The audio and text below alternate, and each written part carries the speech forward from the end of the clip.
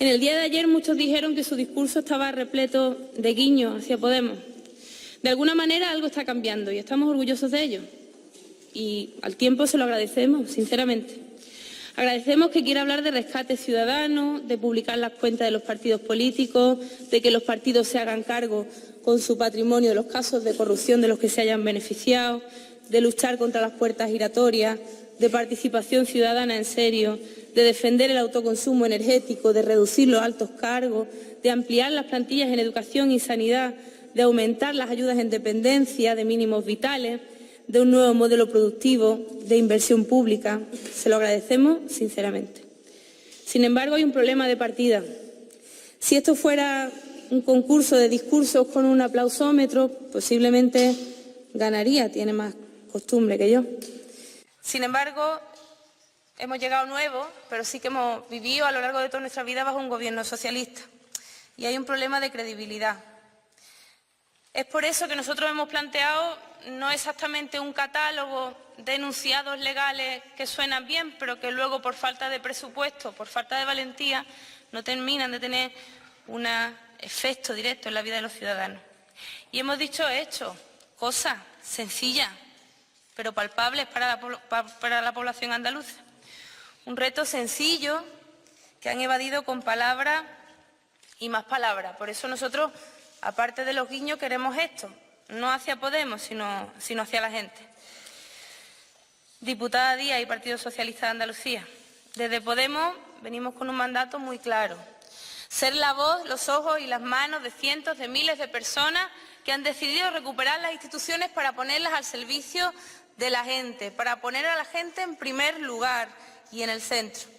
Queremos ser los carteros del pueblo y no necesitamos poner cara, nombre y apellido a lo que con mucha humildad y paciencia le hemos pedido en este debate de investidura. Esas caras están en nuestra parte del palco de autoridades de hoy, me gustaría mencionarlas. Montañas de Mairena, cuando su hijo le pidió ser avalista para su hipoteca, como tantas madres, aceptó. Reconoce que nunca hubiera imaginado las implicaciones de aquel aval, pero para lo que no estaba preparada era para escucharle de la directora de su sucursal de la Caixa, entidad con la que la Junta convenia, a la que fue a ver repetidas veces, a la que lloró y suplicó poder entregar la vivienda pero evitar la deuda, reprochárselo de forma inhumana, haber sabido lo que firmaba, le dijeron. María Montaña no duerme por las noches. Ella y su marido tienen una nómina de 1.200 euros de la que dependen 8 bocas, entre hijos y nietos. Además está pagando su propia hipoteca. Su hijo está en paro y sin ingreso y soportan una deuda de casi 50.000 euros con la Caixa.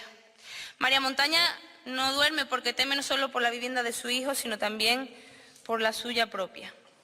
Montaña intentó la dación en pago, pero al tener nómina a su marido no se la concedieron. Anda peleando a estas alturas en la audiencia provincial. Está en la lista de morosos, no puede pedir ningún préstamo y el banco se ha quedado con su devolución de Hacienda. Cada mes tiene que ir al banco a reclamar los 35 euros en intereses que el banco le cobra por tener una cuenta al descubierto. Hay meses que no alcanza a ingresar los 350 euros de su hipoteca e ingresa algo menos y le suben la cuota. La señora Jiménez quiere pagar su deuda, ha intentado negociar las condiciones de pago de su deuda, pero sin resultado. María Luisa es de Granada y tiene 2 hijos. Perdió su vivienda de la mano de Caixa Nova, que también tiene un convenio con la Junta de Andalucía. Tenía un aval falso. La engañaron con las condiciones que no escribieron en las escrituras según las cuales renegociarían sus condiciones en 6 meses.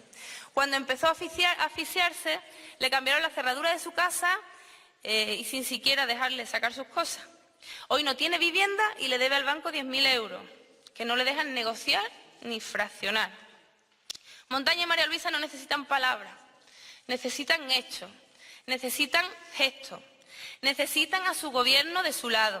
De la misma manera que la gente lleva más de 7 años poniendo sus cuerpos de ciudadanos y ciudadanas entre los bancos y las familias, aprendiendo de ellos y de ellas. Un gobierno de la gente debería estar dispuesto a cambiar sus cuentas corrientes para obligar a los bancos a poner freno a su avaricia.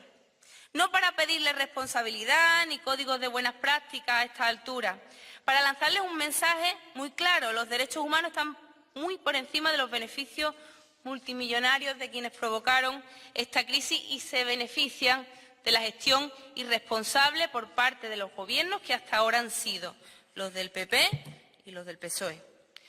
Por la crueldad de los gobiernos centrales y por la cobardía a veces de los autonómicos. Habla usted de una ley de protección de derechos de los consumidores en la contratación de préstamos hipotecarios para defender a la ciudadanía de las prácticas abusivas de los bancos. Pero no han desarrollado el actual marco legal, el de la ley del 2003. No se han tomado medidas para que los afectados por cláusula suelo no tengan que ir a los juzgados y una vez estos se han colapsado no se ha hecho nada para ayudar a estos juzgados. Así desde 2012.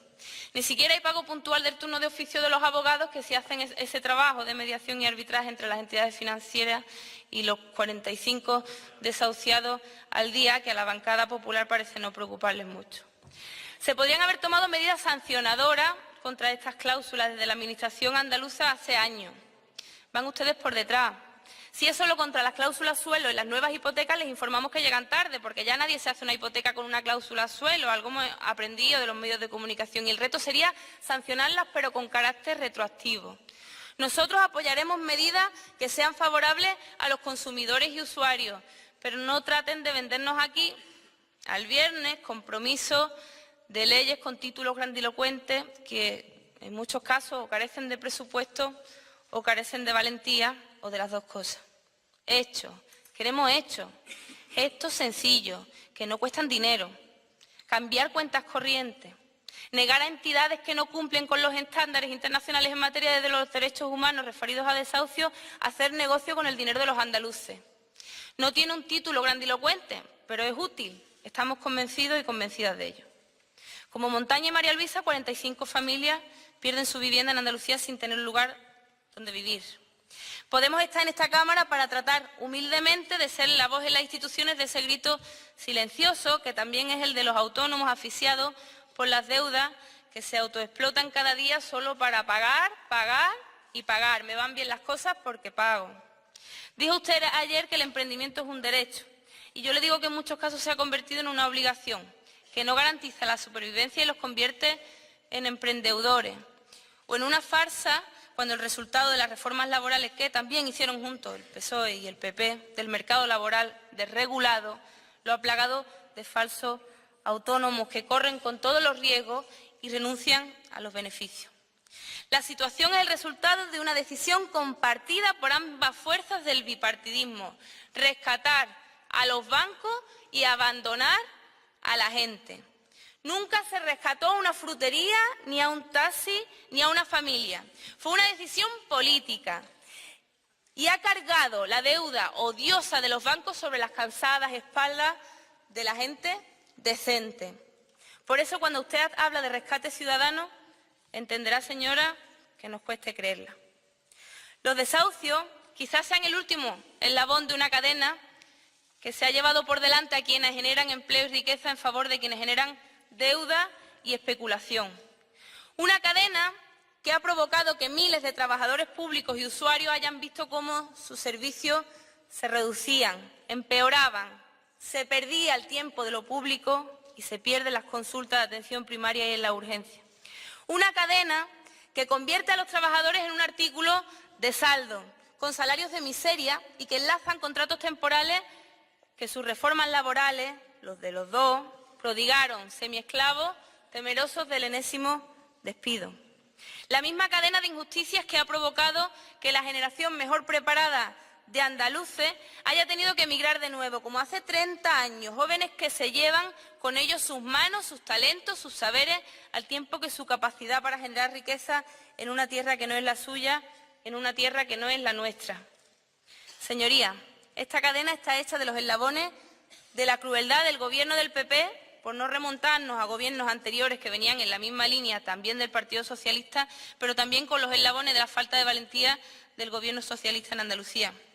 El suyo, el que la hace hoy presidenta y candidata al mismo tiempo, que en Andalucía no ha sabido decir basta, que por imperativo legal no ha querido asumir riesgos para proteger a los trabajadores, a los autónomos, a los jóvenes del brutal ataque del Gobierno de Rajoy.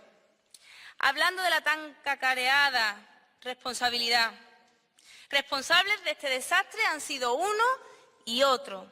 Responsables de una fiscalidad injusta, del corsé de la austeridad que nos colocaron a dos manos, de unas políticas de déficit y endeudamiento que votan juntos en Bruselas. Yo lo he visto, vengo de allí, mientras aquí se dan voces por el reparto de sillas en esa mesa.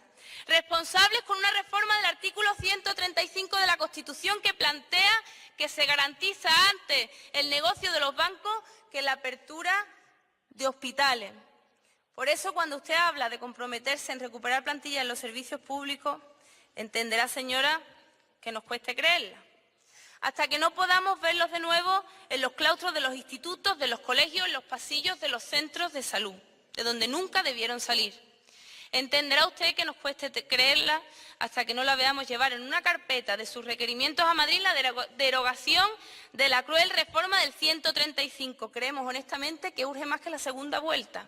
Humildemente entendemos que ese es el lenguaje de la gente y no el del reparto de sillones de la vieja política, el que pretende ponerle un bypass al bipartidismo. También son corresponsables de los abusos del sector eléctrico que privatizaron y les puso a sueldo en los consejos de administración. Una larga lista de mandatarios del PP y del PSOE así lo muestra a día de hoy. Entenderá usted que desconfiemos de su fuerza política cuando hablan ustedes de acabar con las puertas giratorias. Pídale ustedes a sus compañeros que se retiren de esos consejos de administración. Le prometo, señora Susana Díaz, que no es rencor ni oportunismo, sino memoria. Y se encargarán, seguramente, como así lo han hecho esta mañana, otros grupos y la hemeroteca, de recordarle compromisos incumplidos con anteriores discursos de investidura en los que estuvieron presentes. Pero hay un dato más para explicarle nuestras dificultades para confiar en usted, que está arraigado muy fuertemente a nuestra razón de ser como fuerza política. No nos fiamos de usted porque difícilmente está en su agenda cargada de actos electorales y reuniones sentarse a hablar con los colectivos que se plantan ante las puertas de esta casa, de las delegaciones territoriales y de las consejerías o de San Telmo, ya sean técnicos de empleo despedidos que piden que se cumplan las sentencias de readmisión, familias desahuciadas, bomberos forestales precarizados, docentes, sanitarios o trabajadores con los que firmaron un compromiso que no han cumplido, como los de Delfi, Santana y Astilleros de Huelva. Y entendemos que a veces las soluciones son difíciles, nos hacemos cargo, pero el diálogo permanente, la búsqueda de soluciones, la negociación y el diálogo que usted nos exige en este debate son imperativos para cualquier gobierno que se presenta. De todo, es obligatorio ese debate, ese diálogo. La gente no protesta por gusto, se lo aseguro. Y sobre anticorrupción, participación, transparencia y profesionalización. Planteó usted ayer medidas que dice llevar al límite la lucha contra la corrupción y por la transparencia. Nosotros vinculamos a esta lucha la necesidad de acabar con el marco que permiten que se produzcan casos de corrupción y en ese sentido estamos convencidos y convencidas de que la profesionalización de la administración pública y el control ciudadano a través de la participación contribuyen decisivamente a ello. En Podemos publicamos nuestras cuentas, declaraciones de bienes y de la renta, imponemos un código ético que no permita a imputados por corrupción ir en las listas, propusimos un acuerdo político para que, más allá de pedir disculpas en las comisiones de investigación parlamentaria, alguien pague de una vez por los casos de corrupción en el sentido judicial, económico y político del término. Un concepto muy comprensible para la ciudadanía. Quien la hace, la paga. La duda, en este caso, es por qué, si ya existe en el Código Penal esta obligación por parte de los partidos, no hay una colaboración rigurosa de los partidos para colaborar con la justicia, sino más bien un encubrimiento sistemático de los imputados o un mirar para otro lado. Si, como dicen Chávez y Griñán, usted no les ha pedido el escaño, sino que todo es el resultado de una precisa y casual filtración de prensa, es que no ha intentado cumplir los compromisos que le pusimos sobre la mesa en las negociaciones de este debate de investidura. Acabar con la impunidad es precisamente para limpiar la vida pública y más allá de eso hemos planteado la revocabilidad de los cargos electos, la limitación de los salarios, la limitación de los mandatos, la dinámica de vacunar a los representantes públicos para acabar con cortijos en los que altos cargos designados por el Gobierno se gastaban, supuestamente porque la investigación judicial va muy lenta, el dinero de los parados en beneficio propio. Necesitamos sacarnos de una vez el trauma de los ERE, de los cursos de formación. Y eso pasa porque alguien se responsabilice y pague, y porque creemos un espacio de control colectivo en el que no sea posible que vuelva a ocurrir. Y eso va más allá de los portales de transparencia hechos a media. Entendemos que hay que separar la administración del gobierno del partido de gobierno. Es fundamental. No entendemos como responsables meramente administrativos como los directores generales o los delegados territoriales lo eligen los órganos internos de los partidos de gobierno. Hay trabajadores públicos preparados para dirigir esos equipos, obedeciendo las directrices políticas dadas por las consejerías con criterios meramente profesionales, más difícilmente influenciables por los intereses coyunturales del partido de gobierno, de la familia dentro del partido o de los intereses personales de los que han hecho de la política una carrera profesional. Nosotros estamos convencidos de que la política no debe ser una profesión, pero también de que la administración sí debe serlo y, por tanto, formada por los mejores profesionales andaluces que son los trabajadores públicos.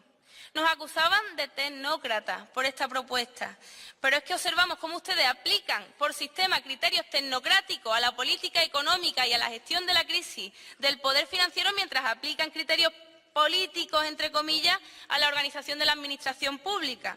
Claro, para hablar de esto antes necesitamos que cumplan ustedes un mínimo compromiso de transparencia. Publiquen, por favor, la lista de altos cargos, eventuales de confianza y directivos con sus sueldos, sus nombres, sus funciones en las empresas, también en las empresas públicas, agencias, entes, fundaciones y todo el entramado de la llamada administración instrumental. Hagan ustedes el favor.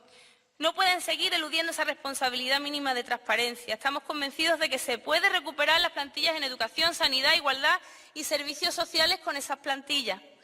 No es ninguna medida revolucionaria ni compensará en ningún caso la crisis fiscal, la deuda pública en la que han convertido la deuda de los bancos, pero al menos nos habremos desembarazado de gran parte de la sospecha de clientelismo en la administración pública. Y, de paso, habremos tenido un gesto con los servicios públicos de primera necesidad. Librémonos del trauma de la corrupción y las sospechas de clientelismo en Andalucía. No nos entra en la cabeza cómo proliferan casos en los que la misma persona va pasando de un cargo electo a un alto cargo, de un alto cargo a un directivo de una empresa pública o fundación, y luego tiro porque me toca, cuando no se completa el currículum con empresas privadas o propias con relación directa a la información, relaciones que se han manejado en el ejercicio del cargo.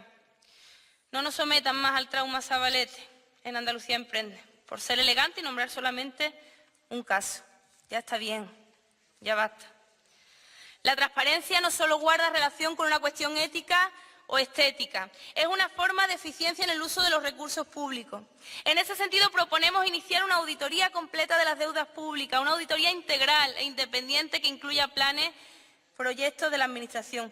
No podemos permitirnos más clonados, más planes ineficaces. Tenemos que saber qué planes funcionan y son eficaces y cuáles no. No queremos medidas inflacionistas en los servicios públicos, macroproyectos que se pueden inaugurar en campaña electoral si no se refuerza en educación la compensatoria, si no se refuerza en sanidad la atención primaria.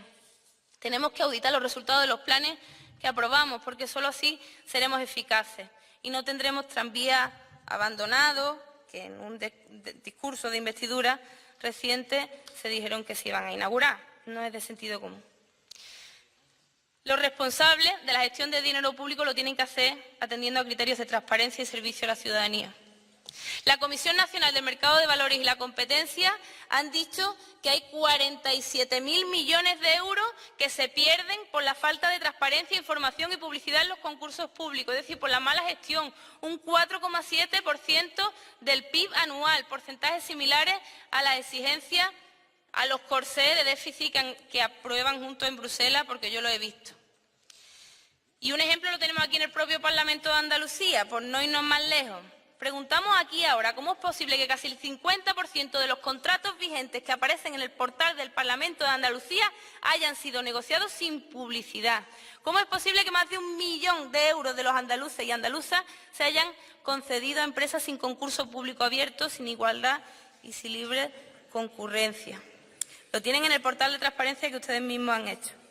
Señora Díaz, ayer hablaba usted de primaria y en Podemos practicamos con cierta frecuencia las primarias nos parecen saludables, sobre todo cuando todo el mundo puede presentarse y todo el mundo puede votar, desde el primero al último de la lista.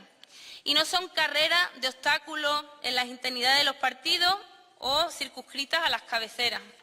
Aprovecho que ayer abriera este debate de las primarias para hacer una propuesta a sus señorías, a todos los grupos, si nos escuchan.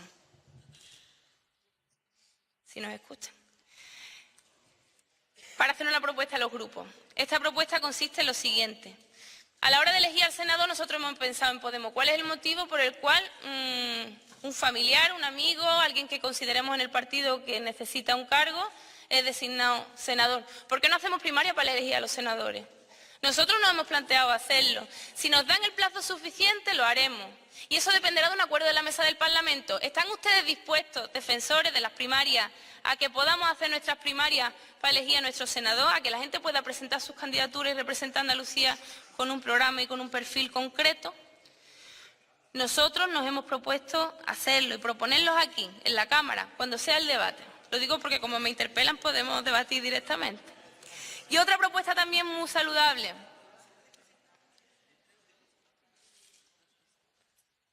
¿Puedo seguir? Vale. No sé si el resto Señoría, tiene esa capacidad. Señoría. Bueno, pero escucharme, ¿no? Continúe, señora Rodríguez. No te enfades, hombre. Y otra propuesta muy saludable en términos de lucha contra la corrupción es no depender de los bancos, no arrastrar deudas ni favores con quienes financian sus campañas y les condonan las deudas. Es muy saludable para no correr el riesgo de corromperse, de verle lealtad solamente a la gente. Ya hablaremos durante la legislatura de llevar al límite la lucha contra la corrupción, la transparencia y la participación y el control ciudadano. Estamos más que dispuestos a hablar de ello porque además entendemos que la corrupción es una forma de gobierno, no es una anécdota, no son ovejas negras. Es un régimen que permite que gobierne quienes no se presentan a las elecciones, ni a las primarias ni a las secundarias. Financian las campañas y las carreras profesionales de un cuerpo de políticos profesionales que los convierten en servidores de una minoría privilegiada. Si no, no me explico determinadas decisiones políticas de uno y de otro grupo. No se puede estar con los desahuciados y con los que desahucian, con los que niegan el crédito y con los emprendedores, con quienes se forran con las facturas abusivas y con quienes no pueden pagar la luz, con Montaña y María Luisa y con Caixa y CaixaNova. No se puede. Por eso, señorías, estoy aquí. Por eso estamos aquí, aunque parece que les molesta. Para configurar junto a todos los andaluces y andaluzas un nuevo marco político y avanzar en la soberanía, en la democracia, en los derechos y en la ética, sin ninguna soberbia, debatiendo con ustedes, escuchándole como les he escuchado desde mi escaño, aunque al parecer a ustedes les cuesta un poco más escucharme a mí, será porque acabo de llegar. Y en este marco plural, el Parlamento adquiere un nuevo protagonismo lleno de potencialidades. Y como tenemos ganas de trabajar, le hemos pedido otra cosa en la mesa del Parlamento, que es que empiecen a funcionar las comisiones parlamentarias. A mí me enseñaron en la escuela, en primaria, que una cosa era el Poder Ejecutivo y otra cosa el Poder Legislativo. ¿Cuál es el motivo de que las comisiones de este Parlamento no se puedan reunir y empezar a trabajar? ¿O es que alguien tiene la tentación de utilizar el Parlamento como rehén para presionar en el debate de investidura? Espero que no sea así. Constituyamos las comisiones de aquí al día 12 y empecemos. Por favor, escúchenme, ¿eh? Digo, es curioso, desde que estaba en el instituto no veo algo así. Señoría Rodríguez, si usted incita al debate con los compañeros de la Cámara, evidentemente se producirá este sonido. De todas maneras, le ruego a su señoría que ha sido la mañana modélica, continúen con ese modelo de escucha. Gracias. Déjennos empezar a trabajar mientras siguen valorando la idoneidad de nuestras propuestas para la investidura y respondan a ellas, porque será un ejercicio también de respeto a lo que estamos planteando. Nosotros exigimos a un Gobierno que pida nuestro apoyo estar a la altura del pueblo andaluz, ser como la gente corriente, trabajadora, responsable y tan firme contra los privilegios como sensible a la injusticia. Y lo hacemos en el ejercicio de nuestras obligaciones, sin tener que pedir permiso a nadie, sin pedir imposible y exigiendo hechos y no palabras. Muchas gracias por escucharme a duras penas.